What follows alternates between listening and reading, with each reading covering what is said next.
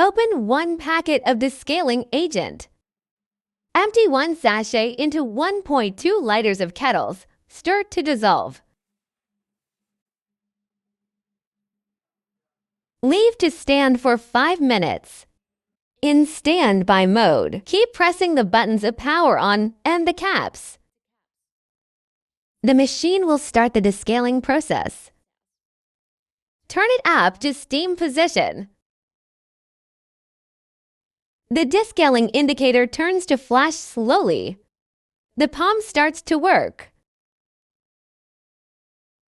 The hot water dispenses from the brewing hat and the steam tube. When hot water stops coming out from the brewing head and the steam tube, turn it up to that position.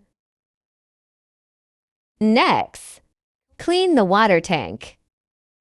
Fill the water tank with the water at least 34 ounces.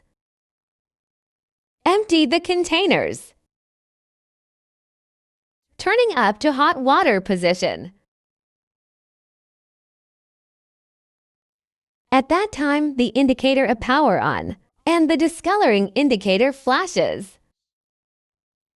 The hot water will dispense from the brewing head and steam tubes.